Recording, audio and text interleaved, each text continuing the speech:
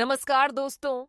आज हम आपको वाल्मीकि रामायण से सीता जी के जन्म की अद्भुत कथा सुनाने जा रहे हैं।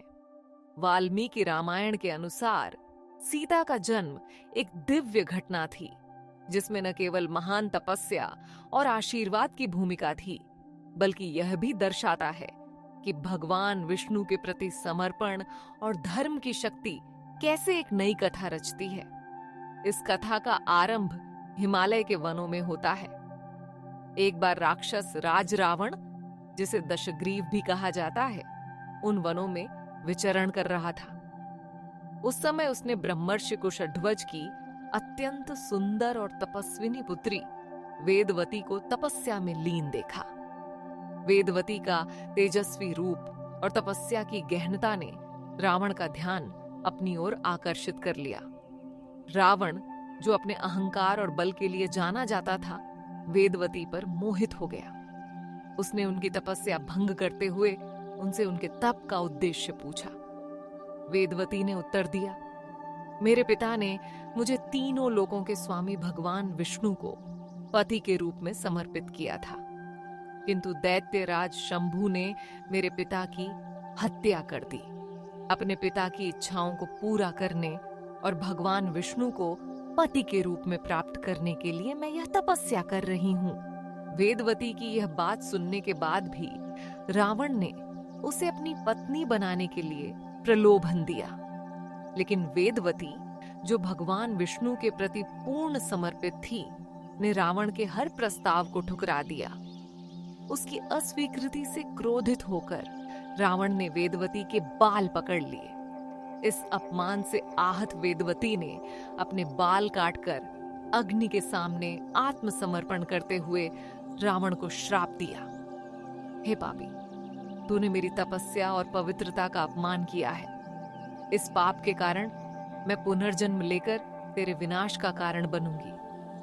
अगले जन्म में मैं अयोनिजा, जन्म रहित कन्या के रूप में प्रकट होकर धर्मात्मा पिता की पुत्री बनूंगी और तेरा नाश करूंगी। इसके बाद वेदवती ने अग्नि में प्रवेश कर अपने जीवन का अंत कर लिया। श्राप के प्रभाव से वेदवती ने पुनर्जन्म लिया। दूसरे जन्म में वह एक कमल के पुष्प से प्रकट हुई। इस बार भी रावण ने उस कन्या को प्राप्त कर लिया। उसने अपनी सभा में मंत्री को वह कन्या दिखाई। मंत्री, जो बालकों और कन्याओं के भविष्य को जानने में निपुण था, उसने भविष्यवाणी की, ये कन्या यदि आपके घर में रही तो आपके लिए विनाशकारी सिद्ध होगी। यह सुनकर रावण भयभीत हो गया। उसने उस कन्या को समुद्र में फेंकवा दिया, लेकिन दिव्य शक्ति से वह कन्या बहते बहते मिथिला के क्षेत्र में राजा जनक के यज्ञ भूमि तक जा पहुंची। राजा जनक मिथिला के धर्मपरायण और पराक्रमी राजा थे। उनके जीवन का एकमात्र दुख यह था कि उनके कोई संतान नहीं थी। एक दिन जब राजा जनक एक यज्ञ के लिए भूमि तैयार कर रहे थे, उन्होंने स्वयं हल का उपयोग करते हुए क्षेत्र को जोता। जैसे ही उन्होंने भूमि जोती, हल के अग्रभाग से एक दिव्य कन्या प्रकट हुई। इस कन्या का शरीर धूल से ढका हुआ था, लेकिन उसका रूप और आभा अलौकिक थी। राजा जनक ने जब उस कन्या को देखा तो वे चकित और आनंदित हो गए। उन्होंने उसे अपनी पुत्री के रूप में स्वीकार किया और अपनी रानी को सौंप दिया, क्योंकि यह कन्या हल के अग्रभाग से निकली भूमि से प्रकट हुई थी। इस कारण उसका नाम सीता रखा गया। सीता का अर्थ है हल की रेखा। राजा जनक और उनकी रानी ने सीता का पालन पोषण अत्यंत स्नेह और धर्म के अनुरूप किया। सीता न केवल रूप में दिव्य थी, बल्कि उनका स्वभाव, गुण और कर्तव्य परायणता भी अद्वितीय थी। वे प्रकृति से शांत, विनम्र और हर परिस्थिति में धर्म का पालन करने वाली थी। मिथिला में सीता का बाल्यकाल अत्यंत सुखमय रहा। उन्होंने अपनी शिक्षा और कला में अद्भुत निपुणता प्राप्त की। उनका तेजस्वी रूप और गुण राजा जनक और रानी सुनैना के गर्व का कारण था। सीता बचपन से ही असाधारण थीं। उनके स्पर्श मात्र से पत्थर भी जीवंत हो जाते थे। एक बार सीता बचपन में एक शिव धनुष के पास खेल रही थी। यह धनुष भगवान शिव का था और अत्यंत भारी था। बड़े बड़े योद्धा भी उसे हिला नहीं सकते थे, लेकिन सीता ने उसे सहजता से उठा लिया। इस घटना से राजा जनक ने समझ लिया कि उनकी पुत्री साधारण नहीं है। जब सीता विवाह योग्य हुई तो राजा जनक ने स्वयंवर का आयोजन किया। उन्होंने यह घोषणा की कि जो भी योद्धा भगवान शिव के धनुष को उठा सकेगा और उसे भंग कर सकेगा, वही सीता का पति बनने का अधिकारी होगा। इस स्वयंवर में अयोध्या के राजकुमार श्री राम ने शिव धनुष को उठाकर उसे भंग कर दिया। इस प्रकार सीता का विवाह भगवान राम के साथ संपन्न हुआ। सीता के विवाह के बाद रावण के श्राप की पूर्ति की दिशा में घटनाएं आगे बढ़ीं।